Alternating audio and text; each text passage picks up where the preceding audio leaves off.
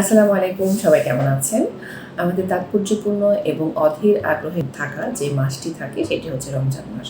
পুরো ১ মাস জুড়ে আমরা সাওম পালন করে থাকি এবং এই সাওম পালনের ফলে আমরা তো যুগ যুগ ধরে সাওম পালন করে আসছি, বাট বেশ কয়েক যুগ ধরে সাওম পালন করার ফলে কি স্বাস্থ্য উপকারিতা হতে পারে এই বিষয়ে অনেক গবেষণা হচ্ছে এবং অনেক উপকারিতা আছে এই ১ মাস জুড়ে রোজা রাখার।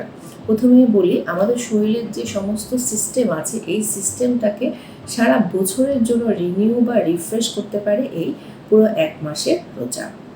সাথে সাথে হচ্ছে যে আমাদের যে পরিপাক তন্ত্রটা আছে সেটা কি হয়, কিছুটা রেস্ট পায়, যার ফলে আমাদের মেটাবলিজমটা খুবই ভালো করে।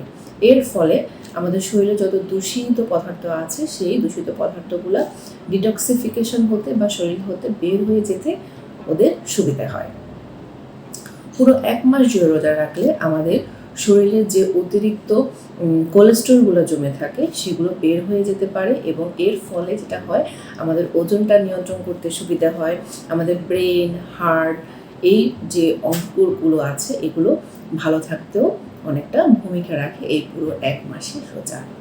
এছাড়াও যারা হরমোনাল বিভিন্ন ইমব্যালেন্স জনিত সমস্যায় ভুগছেন তারাও এই রোজার ফলে অনেক ভালো স্বাস্থ্য উপকারিতা পেতে পারেন এবং এই যে রোগটাতে আছেন এই রোগটা থেকে অনেকটাই পরিত্রাণ পেতে পারেন যদি আমরা পুরো ১ মাস জুড়ে রোজা রাখি। এখন কথা হলো, আমরা এই যে স্বাস্থ্য উপকারিতাগুলো এগুলো আমরা তখনই পাবো যখন আমাদের ইফতার, রাতের খাবার এবং সেহরি হবে স্বাস্থ্যকর, সুষম, সাথে পর্যাপ্ত পানি বা তরল জাতীয় খাবার থাকতে হবে এবং আমরা চেষ্টা করব সকল ধরনের ভাজা পোড়া, ট্রান্সফ্যাটযুক্ত খাবার। রাস্তায় দেখবেন এই রোজার মাসে হরেক রকম খাবার নিয়ে বসে একটা উৎসব আমেজ তৈরি হয়। তবে আমরা এই মুখরোচক গুরুপাক খাবারগুলো খেয়ে আমাদের স্বাস্থ্য বা শরীরের ক্ষতি করব না।